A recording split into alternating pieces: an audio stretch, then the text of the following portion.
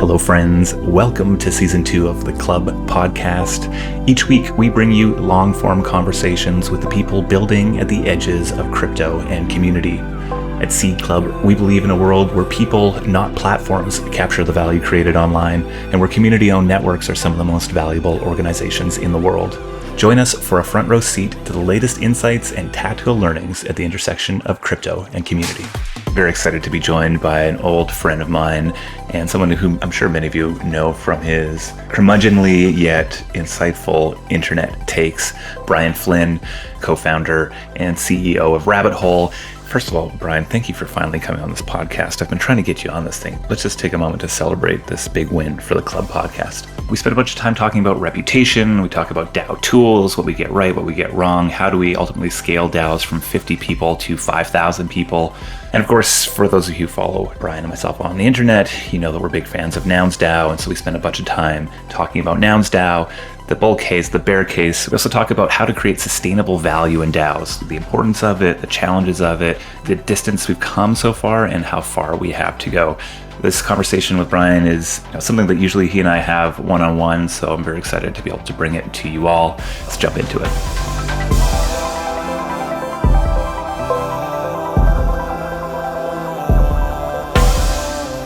Brian Flynn, welcome to Club. Dude, it's been a long time, but not long enough. This is a long time in the making. I know I've been meaning to get on the podcast at some point. Glad we're finally doing it. Yeah, I think this is an interesting time for us to do it as the world implodes. And yet when we zoom back a little bit, the first time I think we connected was, I would say 2018, maybe early 2018, sometime like that, back in a very different world.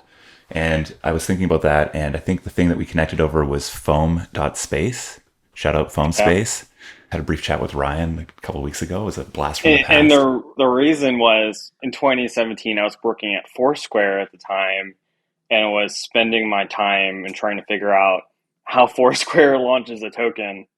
And so it was really deep into proof of location at the time. And so it was just trying to figure out what this intersection of NFTs and proof of location was in early 2018. How I was tweeting about these ideas and you reached out to me being like, dude, you're like 10 years out right now. You need to come back down to the present. Yeah, I think that was like the earliest indication of the best way that I frame you as, I think you're somebody that you cannot ignore. Like the thinking and ideas are definitely leading, I guess, to say it simply. And yet at the same time, probably too early generally. And so it's like, okay, you got to pay attention to Brian, but also you can't assume that what he's talking about is relevant to today. So the way I describe it to my team is like, I say, hey guys, I'm on step H right now. We're on step B. I need someone to figure out how to get from C, D, E, F, and G. Yeah, just the easy steps of going through half the alphabet. So maybe before we jump in too much further, give us a brief introduction. Who are you and what are you working on right now? Yeah, so my name is Brian. I'm the CEO and co-founder of Rabbit Hole. Been in crypto since early 2018, when Jess and I first met. Was first hired at OpenSea, worked at Dapper Labs as a PM, pretty early into NFTs, sort of like as overall, and then became sort of this NFT skeptic as sort of result, and we can kind of go into that as well. But now working on Rabbit Hole mostly to educate people on what it means to be actually a crypto native, paint that 0 to 1 path of becoming a contributor into a lot of protocols and DAOs. And we partner with a lot of protocols like Uniswap, Compound, Aave, and help them get users and contributors. So that's about what we do today. It's interesting to me that this sort of reputation thing goes right back to the earliest days of you sort of diving into the space. And thinking back on so many of our conversations, like there's just a very, very clear consistency there. So like, why do you care so much about reputation, or why should we care so much about it? I try to draw this line through kind of like what makes the crypto space tick a lot. And one of the biggest problems that I constantly see, and I think 3 Arrows was a pretty good indication of this, is why social capital is a problem in Web3. It worked really well in Web2 to sort of discover interest and connect people together. But in terms of actually aligning and coordinating incentives, it doesn't really do a great job, because what tends to happen is that you have these actors who build these spheres of influence or these mass followings and then just start chilling their bags relentlessly in order to get others to invest. And I think with 3 hours was kind of the prime example of this sort of happening recently. And so we just need better forms of reputation in Web3 space if we're going to actually be able to coordinate much more efficiently. I love these conversations with you because you use words in a general sense that I have a slightly different definition for. And so I want to maybe take some time to pull that apart, because in my mind, reputation is social capital. And it sounds like the way that you're defining reputation is maybe through the very thin ways that we're able to represent online social capital. So like, what does reputation in the way that you're looking at it, how does that actually differ from what we're seeing in Web 2 or, in the bad ways in Web 3 right now? The best way to generalize reputational is just another word for trust. A lot of people trust people because of their followings. Like if they have 500,000 people following them on Twitter, they're probably more trustworthy, but actually I think it's proven over time that they become somewhat untrustworthy if they have more following. And so the thing I spend a lot of time figuring out, especially with Rabbit Hole, is are there better ways to give trust to people in this new world of Web3, especially as more people become anonymous as well? I remember back in the day, like I got into my professional career right when social media was becoming a thing, and we had this thing called Clout. Do you remember Clout?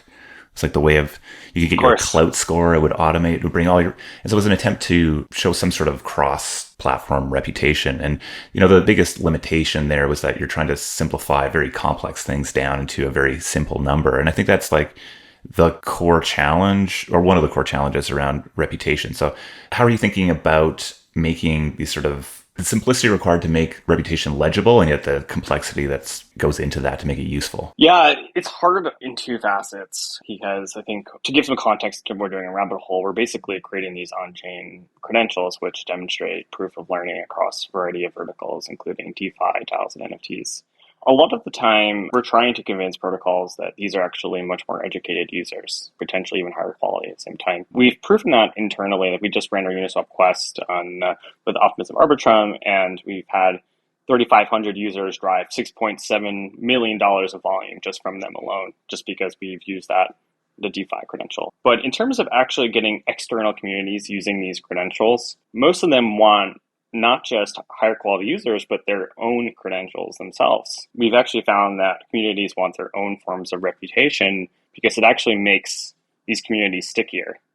And this is really, it kind of gets at the core of the reputation problem, is that a lot of these communities want to keep people inside and don't want to give other communities these credentials or give these people a reputation. So how do you actually keep people in? How do you actually attract high quality contributors remains sort of the biggest problem of crypto communities today, in my opinion. I always just put my C Club hat on, or maybe it's impossible for me to take it off. And I think for me, it's like we would want to use reputation within C Club as a DAO, and then maybe more broadly within C Club as a network of networks. And so my concern would be less about other people being able to jump on top of that, because I think if you have something that's a valuable, worthy reputation, that's like, well, I mean, this entire organization was built on social capital, and I think the trusted social capital that you're trying to get at here. But more so saying that because you were highly ranked in XYZ DAO doesn't necessarily mean you're going to be a great fit over here. It might be. So I think, yeah, you start to see the constellation of those building up. And I think we've probably had a number of conversations around this. It's definitely like in C Club, there's sort of like two major things that would be driving reputation in the simplest form. One is, can you choose really great projects? Token holders help to choose great projects. We believe that some people are probably going to be better at that than others. And so how do we show reputation there? And then two, our collaborator group are the people who lean in and support our earliest stage projects. And we want to make sure that we are putting the absolute best quality support that we possibly can. And so those are the two buckets that make a ton of sense. And then I guess the question to me is like, do those things actually translate out to the song camps and to the Krause houses and to the pool suites? And to me, it's a very interesting thing to go explore. So, and I think it does get away from the more like where a lot of the conversation is going in reputation right now, with sort of soul-bound tokens and the sort of meta reputation, and we'll do sort of the LinkedIn of crypto type thing. And the classic play of LinkedIn or crypto. I'm not even going to comment on the number of times I've seen that in the last little while. I'm like, yeah, we'll need to unpack exactly what you mean by that, I think.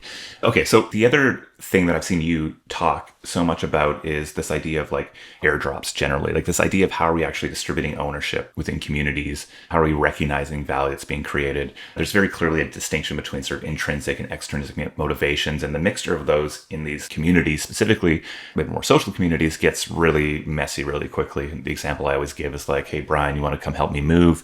You come help me move, we buy you pizza, buy you beer, it's great. But if I offer you $10 to help me move, you're like, you are a cheap POS and I don't want to be your friend anymore. Stop shilling me your NFTs, something along those lines. And so you've been a very vocal critic about how airdrops have been done. And I think if we zoom out and see that the model of ERC20 airdrop to some sort of bucket of users is probably not going to be the sustaining thing. Is it as bad as ICO's 2017? I don't know, but I think we're going to look at it through a very similar lens. So can you maybe like frame the issue with airdrops or with how we're distributing ownership right now? Yeah, for sure. The most difficult part about token distributions as a whole is how we value work from a user standpoint. And really what airdrops try to get at is like, how much value is there to bootstrapping a network? Airdrops like Uniswap, which kind of kicked off, the whole shebang, basically was like, hey, we want to reward our early users, and everyone sort of followed that playbook. And now we have a lot of innovation coming on with teams like Optimism, who are doing more things like continuous airdrops.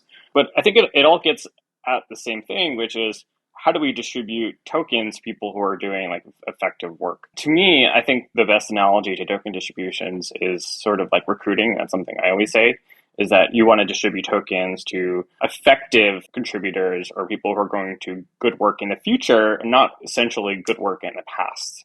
And this is the main problem with airdrops, is that it's rewarded work in the past as opposed to work in the future. I think when we talk about reputation, again, the reason why I'm so into the idea is because it is a good proxy for how effective someone is going to be a contributor in the future. I think if we are able to answer that question of how much work is this person going to do in the future at our best guess, then we can distribute tokens with a higher degree of confidence that it will be correct and much more sustainable as a result. And you see various teams trying to come at this from many directions, but like the traditional way, I guess right now, is there's a separation between how do you get liquidity or reward those early users, get tokens out into the hands. There's some sort of level of decentralization. There's a whole number of reasons why you might want to do that. And then how are you, incentivizing long-term commitment to a project? Because I think that's like a big issue that we've seen a little bit of, but I mean, I guarantee we're going to see this in the next 6 months or a year, especially as token prices and immediate liquidity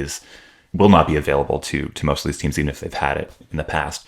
I'm hearing you talk about reputation and sort of this idea of like, how do we reward future effort, or at least structure things in a way that rewards future effort, reputation being a part of it. What else do we need to be thinking about there? Because it feels like that's there's a big question mark around how we might do that. The best proxy that I've seen teams use is active governance participation. This is something that a lot of teams love to use as a criterion to their job. Have they been a multi-sig signer? Have they voted in Snapshot? Have they done other of these on-chain proposals? It comes back to, are these people actually becoming owners? Because that's what token ownership actually is. Like, are you actually being a responsible owner at the end of the day instead of just trading or speculating? This kind of gets at another problem, though, that governance has, which is that it has like kind of this problem of showmanship. With a lot of new protocols launching, they end up doing these like choose your delegates of like who should be on like the multi-sig or like who should be in a committee. But every time you see a new protocol launch, you see the same names pop up from crypto Twitter. Why is that? Well, it comes back to this problem of social capital. The people with the largest influences that everyone knows the same names and choosing the same people. It's really hard to be a member of multiple communities at the same time, especially when you're a core member. And of course, you know this.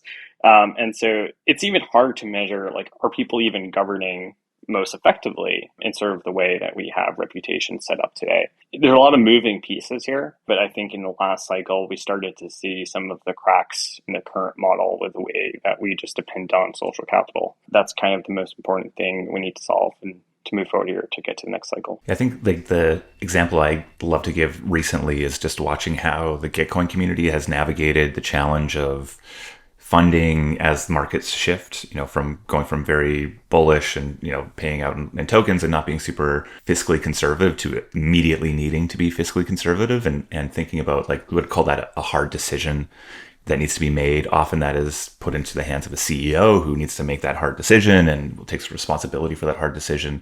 But when you sort of step into these, Gitcoin is an example of what we're sharing here. There's a whole bunch of delegates, and I think many of those delegates are high social capital delegates. There are others that are very active in the community. Can you tell a difference between them without sort of a deep dive? Maybe not. But I think what we did see was that there were emergent signals, right? So who is asking the hard questions? Who are, and it's in depths of a discourse right now, right? Where people are saying, okay, I know this might not feel good, but we need to change, and we need to change now.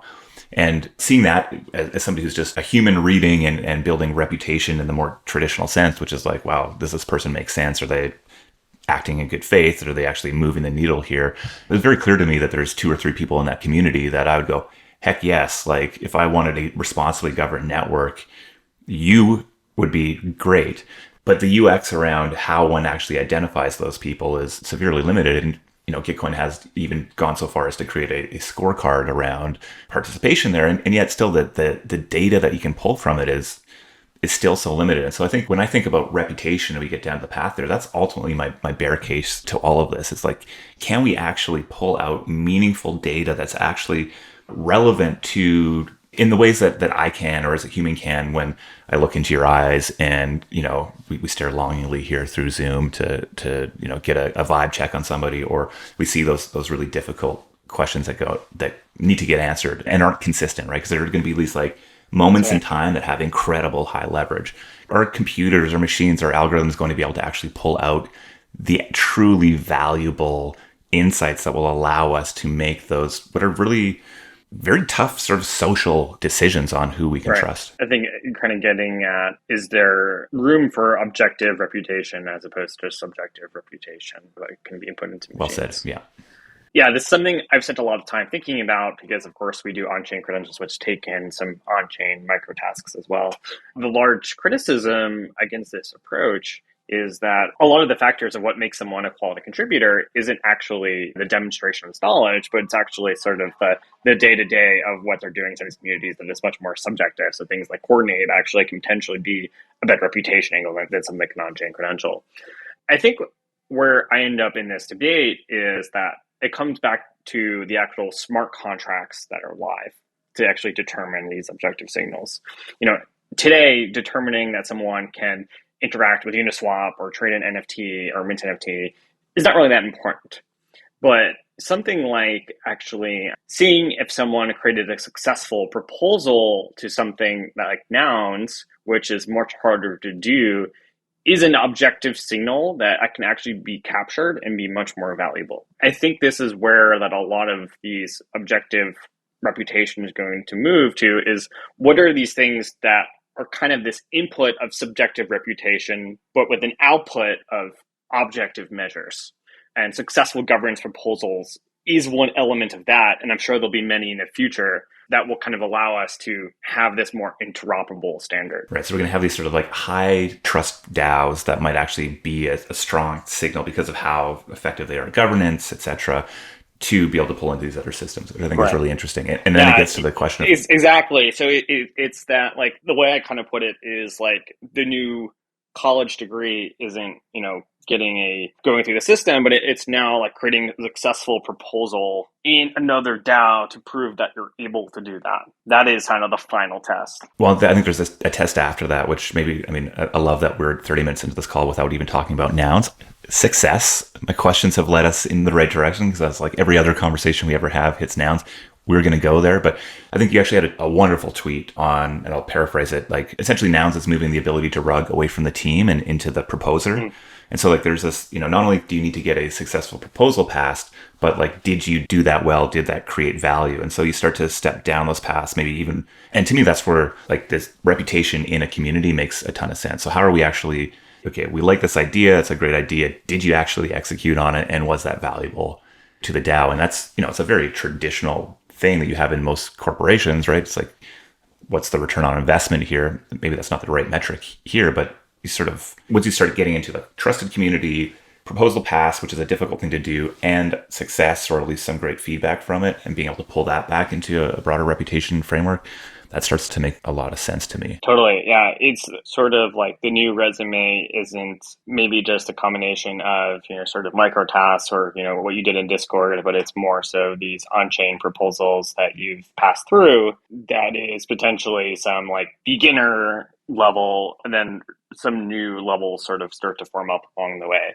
But it's sort of interesting how once people start forming around a specific governance standard, that can then be used as the reputation angle. And that's sort of what Nouns and Compound Bravo are kind of pioneering here. One of the things that we've talked about a bunch, and I know it's sort of top of mind for you, is this idea of scaling these communities, scaling DAOs. I think before this call, you're talking about how, the reality is most DAOs are 5 to 40 people that are actually active. And if you were to ask most general Web3 folks, like, what is the vision of DAOs? It probably looks a lot more like Constitution DAO, right? Where you have maybe thousands of people with tens of millions of dollars that are going out and doing big things. And, the practical reality of trying to operate something like that right now is just like, I would strongly suggest that that's probably going for like the largest, biggest, noisiest. It might be a recipe for some pain. And yet that is, I think, like the bull case for DAOs. Like, how do we create these coordination layers that can do more than what we can do in a startup or in a corporation?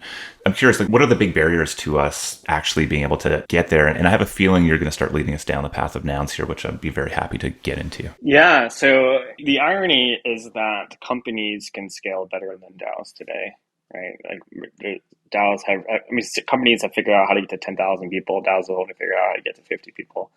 And why is that? I think it's because of a matter of attention more than anything else, actually. Something that we've learned from Rabbit Hole is that if you can focus a large amount of attention into one place to do an action in a short period of time, you can actually have a pretty great output. This is how our quests are sort of designed, is that you have a incentive to do something in a very short period of time that is tailored toward you based off your eligibility requirements. As a result, we can do things like, give protocols 10,000 users in a span of just a day or two, right? Which not many other things can in crypto. If you do things like for voting, imagine something in the future looks like, or Rabbit Hole basically is where you do your tasks for your DAO that is specific to you based off tokens you've owned and things you've done in the past.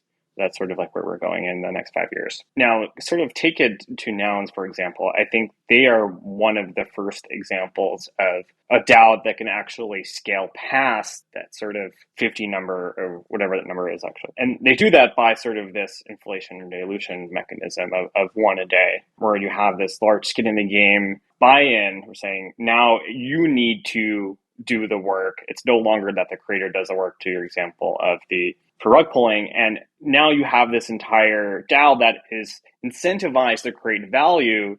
Otherwise, the floor will drop, which wasn't the case in sort of the past. And so now everyone in Nouns is sort of trying to figure out how to coordinate. Now, they're having a lot of problems of their own, which we can get into, mainly because everyone has their own idea of what this infinite white space should look like. But coordinating, even in the Nouns ecosystem, in traditional Web 2 tools, kind of remains one of the biggest problems to Nouns being able to scale today. They're still relying on Discord and Discourse and Twitter as their means of sort of reaching and attracting new members and having new ideas. But I'm really interested in what does that Web3 tool look like that allows Nouns to scale and actually get to the next level? I think that is the big question we need to answer here as sort of as a community. I love that. I think that's your tweet from earlier today. Web3 Social isn't finding new ways to own your data or content. It's finding new ways to coordinate with others. The traditional complaints with Discord are sort of noise. I think it's also like I would generally call it like the challenge of information asymmetry. Like if you are in the core, you're invested, this is your one thing. You have so much more information than somebody who's maybe a more passive member owner. What are the things that we're getting wrong with the current tool sets that we need to unlock? I think the biggest innovation that came out of the last bull run for communities is token gating. It just allowed everyone to get in the same room that has the same aligned incentive. Now, you have everyone in the same room, but now how do you actually start filtering ideas that are good and bad? You start getting into this problem of like you have these like loudest voices in the room. You don't know if they're like good or bad ideas. They're just very loud and have maybe even gains popularity. And some people are even afraid to speak up in some of these DAOs if there's like bad ideas. People are afraid of talking about salaries and all this other stuff. And so like you need a new tool that actually is allow for putting people to work and just basically throwing ideas at the wall and seeing what sticks. The best thing that I've came up with recently, and I've been kind of like helping Nouns kind of construct this, is a simple bulletin board where you can basically just throw ideas at the wall. And if you own an NFT, you can basically propose this idea and upvote other ideas if you own an NFT as well. This way, you kind of solve that attention problem where everyone's kind of looking at the same thing, right? And you can basically very simply put people to work as soon as they obtain a token. That way, people are acquiring NFT or acquiring an ERC20, now putting their ideas down. The best ideas rise to the top, sort of Hacker News style, and the worst ideas will stay at the bottom. That way, that is a much more efficient way of potentially organizing rather than something like Discord or Discourse, which kind of gets like thrown by the wayside, right? The problem with Discourse is that it's way too formal. You basically have to play defense the entire time to your idea. And on Discord, you're afraid of things just being thrown into the abyss and no one actually giving a shit. So like, what does that medium look like in the middle for DAOs? Potentially something like this. So that's where I'm kind of like thinking about these days. My bear case for Nouns is like the bear case for DAOs generally, which is really effective at bringing large treasuries together, but really ineffective at actually deploying them. And I think we start to see some interesting, like the velocity, I think, of ideas and proposals that are coming out of Nouns it's higher than most, but it's also not really to the scale of the treasury that exists there. Yeah, but I guess through things like Prop House as well starts to change that a bunch. But my largest criticism of Nouns is that the velocity of governance is actually pretty high, but the quality of proposals is pretty low compared to other DAOs. And it's mostly because like they're way too lenient with giving away money. A lot of marketing and creative people in that community who want to propagate the meme, but not a lot of people actually want to create value for the underlying token. And to me, that gets to like the other. So the hard part of sort of coordination and understanding what is a good idea. But how do we do that in more traditional organizations? We have the BHAG or the vision or the mission, and then it's chunked down into a lot more understandable pieces, right? So you would probably have a 3-year, and then maybe you have a 1 year, and then you're doing a quarterly, and it's that 1 year and quarterly that you're actually executing against. And so I think like the idea of like ETH with the meme or perpetuate the meme of Nouns is like wonderful at one level, and then completely disorienting at the actual practical level. And then the other piece being that, it's compounded efforts over time that actually create value. And so if you're doing 42 different things that are not having follow-on pieces to it, the question there is around value. And I think propagating the meme is a thing that actually plays much better in a world like that than, say, let's go build a DeFi protocol. But it still runs into a lot of those challenges. And I think you use the word, like, how do you actually create value? To me, that right there, we draw a box around it and we say community token, DAO, whatever. How do you create sustainable value is the thing that we need to figure out through this next cycle, or this just doesn't work. Totally. Yeah, I think it will come down to how do we find those tools to coordinate, and then how do we find that great value. I love the idea that like we haven't seen the Hacker News for Web3, or at least the ones that are trying to do it are still copying Web2, but this sort of vision of like actually very useful within social construct with ownership and money and governance tied to it, I think is a very interesting lens to look at it through. Yeah. I helped create this Lil Nouns governance proposal. I think I checked this bulletin board. You should take a look at it. I think you would find it interesting. Roll deep with the Little Nouns, baby. Let's go. Yeah. Let's go. I'm curious how you earlier said sort of, the issue with governance is showmanship, right? And you see this in like the vast majority of proposals get 98% approval. And I could argue that, okay, well, it's because a lot of work's been done in the background to get there. But also it's because somebody with high trust is most likely putting it forward. And, we're not getting, and maybe we do not have the places to actually effectively argue those pieces. My question, I guess, is like, how do we avoid showmanship and governance in something like Nouns? Like if we use that as an example, I'm assuming this tool is being one of them, but it seems still incomplete. I think one of the most important things is to kind of lean into being anonymous. I think when you're anonymous, you create this even playing field between all new members, and that there is no this existing reputation that's being ported over from Twitter with all your followers. Now everyone kind of start from zero and kind of being treated equal. If you have Vitalik enter a DAO, of course, everyone's going to listen to him more. No one wants to, kind of argue with him. But when you start from zero, it's just much easier for kind of all of like the best voices in the DAO to kind of like rise to the top in that scenario. So of course, we don't really have a way of doing that today with sort of the tools that we have available, but that's kind of what we need and to kind of avoid the showmanship problem. Interesting. Yeah. Practically impossible. Yeah. So maybe culturally, maybe is the way to solve that. If I think back to when we first met, we were both sort of very early in our crypto careers. I think we bonded over that. And also like the world looked very different. Like where we were starting back then was very different than if somebody was starting today.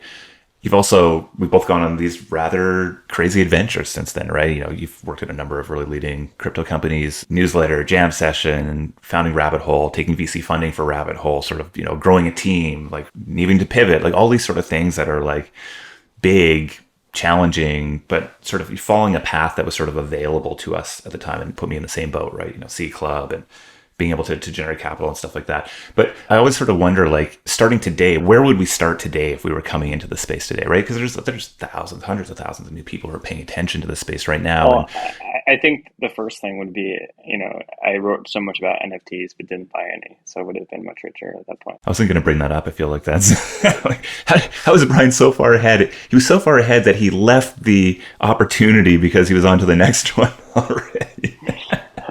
Always want to be right versus always want to be rich. Well said. And it's something I appreciate about you. I think you're going to do fine. But, like this path of, like, maybe we say this last part of the cycle, right? Was like, the move was, okay, leave my FANG company, find a Web3 startup, get a whole bunch of money in the door and get rich.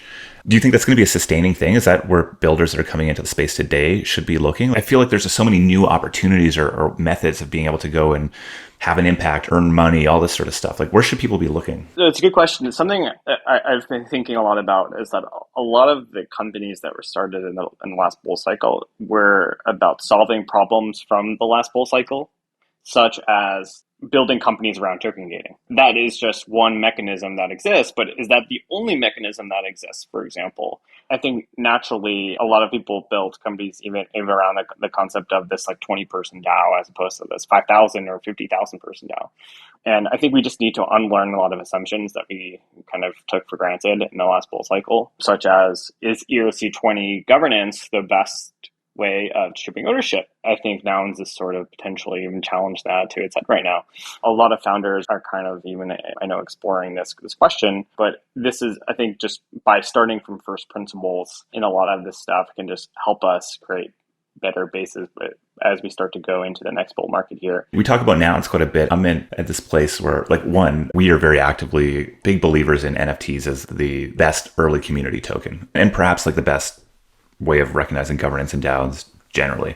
And I think, part of that has come from a lot of the lessons of this last cycle. And then you can start to see the innovation that comes from projects like Nouns.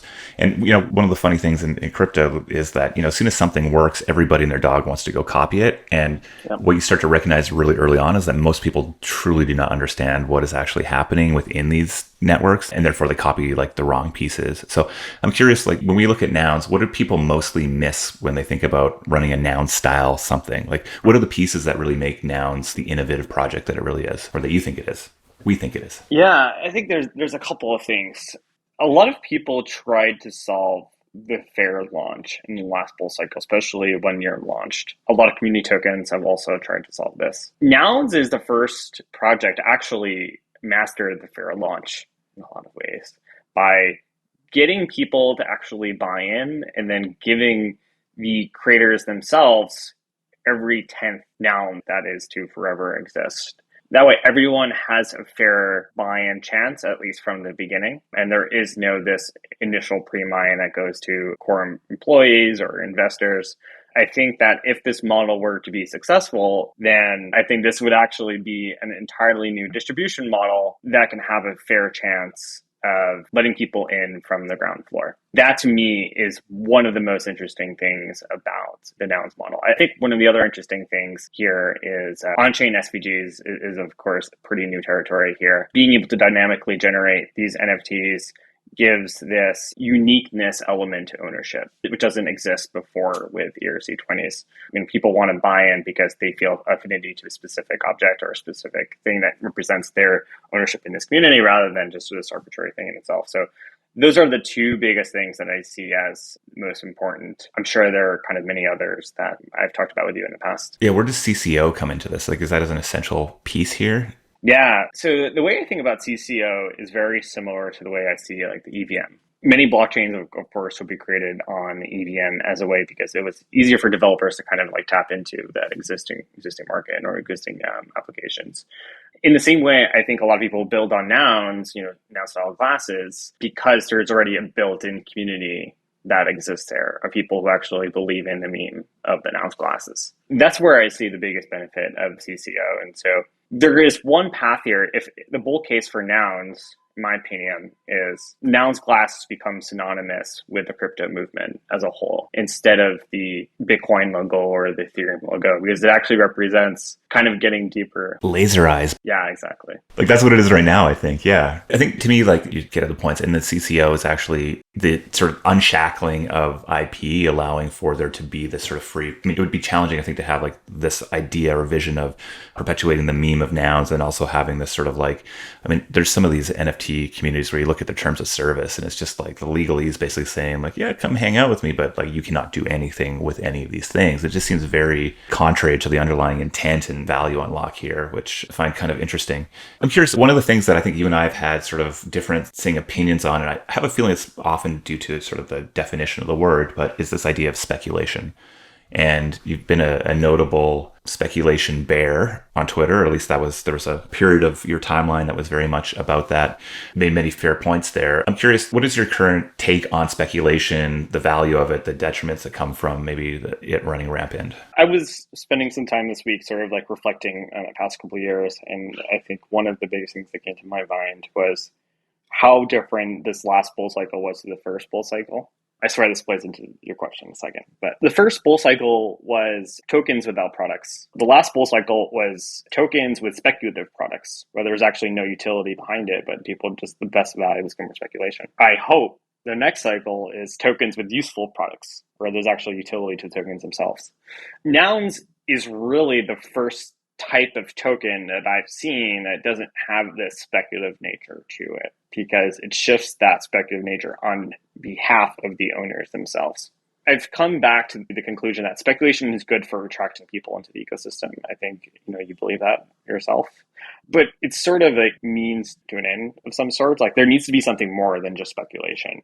Because if we live in this tokenized world where people are just speculating, not actually doing anything useful, then we're kind of screwed. Yeah, I totally agree with that. I think I define speculation very broadly. And I think if you're starting a startup, even if it's illiquid and you're running something, like there's a speculation that the founder's doing, there's speculation that the individuals that are participating in are doing. And then there's like the more discrete or liquid speculation, which is what you see with token drops, et cetera. And I think it comes right back to like, without a doubt, if we are not able to build things that are at the very least self-sustaining, which means that there's value being created and that value is economic value. And I've truly found myself using the word like the business of DAOs a lot more, where 6 months ago, I would have been shunned for saying that, or at least hissed at. Actually, I think I was hissed at once for saying it. But I think the reality is like if we do not have, these communities are coming together, recognizing governance in a digital asset, and that's where it sort of ends. And it's just purely based on, the collectability of something. I think that market is actually fairly small. And I don't believe that we're going to be limited to that. I think like the area of possibility is just too big once you start to think about like getting brilliant people together, sharing incentives, et cetera.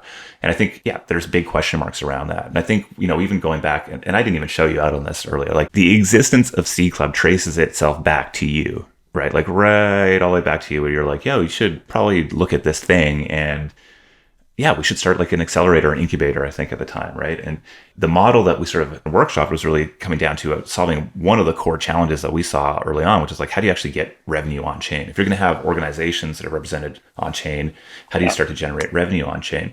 And, our method was like, well, we'll earn a percentage of those tokens and those things, there we go. And then all of a sudden NFTs came and we go, oh, wow, like that is actually that is an on-chain revenue source. And it has a huge benefit over off-chain revenue sources in that there's programmatic royalties that are coming in. It's interesting that we I think we're able to step away from that over the last little while through speculation. And I think I would say that's like the negative side of speculation is it just completely distorts where value actually lives. And unfortunately, it hurts people a lot. I mean, sure, we've all been hurt through this last massive, huge drawdown, not unlike other ones. But this idea of like, okay, well, we're seeing a lot more tools that exist. We need more tools to exist to do it.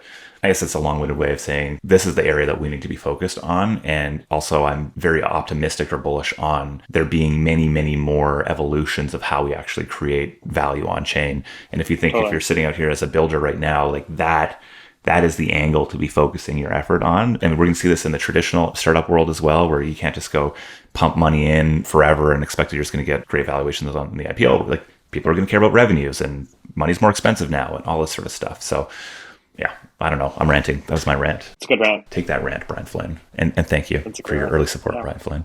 Of course. Yeah, no, it's been amazing to see how far C Club has come since then. I always tell the story of I think you give me some credit in helping you start your early newsletter, and I give you lots of credit for helping to start C Club. And, there's that meme out there.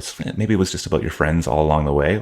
I think there's actually an immense value to that. If you think about the networks that we've been able to build through nerding out over weird shit. It's kind of crazy. Okay. There's a number of videos over the last little while that have come out of very prominent either VCs or thought leaders trying to explain the value of Web3 to a broader market. Mark Andreessen, I think, is getting put on blast lately here. Packy M was put on blast. I think it might have been from the same podcast. But of course, there's no shortage of skeptics, whether you're on Hacker News or you're on Twitter. Why is it so hard for us to communicate this value prop of Web3 in crypto, even for folks who are deep in it? I've thought about this myself, and I even played the experiment of having a friend ask me what the value of Web3 is. And what I found is that when you're so deep in Web3, it's hard to distill the value down simply to a skeptic or sort of a non-believer or someone not inside the space. Even trying to describe what a smart contract is or what a blockchain is in simple definitions, someone outside the space, when you've been in it for so long, is extremely hard. Probably one of the hardest things for myself to even do. And so I like to use metaphors for these things naturally. I think when people start to give definitions to things or to even use Web3 podcasting examples, it becomes very skeuomorphic from that sense. And I think the more that we try to use metaphors that describe what this new technology is, or even talk about some of the novel use cases, things I like to use the examples of pull together being a super easy one to understand. Superfluid is another super easy one to understand. Those things are the things that make people go, oh, I get it now. And that actually is baked into some of the magic and rabbit hole as well, of how can you actually have someone get that magic moment in crypto right away by the content that we're showing, as opposed to, the simple speculating and trading tokens or doing something that people already understand. Not many people understand that PartyBid allows anyone to turn crypto into this multiplayer game to bidding on NFTs. But once people realize that value, they're like, holy shit, this is something extraordinarily new. I think you get it, the why, the ability to tell those stories. And that's would be my answer to this question. Is we need to tell stories that showcase more specific value, which I think is what you're getting at here. But the importance of that isn't just to win over skeptics. Skeptics are going to exist forever. I mean, Bill Gates thought the internet wasn't going to be a thing, and whatever, it's going to exist. But the alternative is, if you think where max pain was felt from new users coming into crypto, is people buying the top, purely speculating on Dogecoin. Or the number of friends I know that their only interaction with crypto has been buying Dogecoin at whatever the local top was. And I'm like, what are you? My Uber driver in Austin is, and he's talking about owning SafeMoon as 10-year bet in crypto. And I'm like, what do you?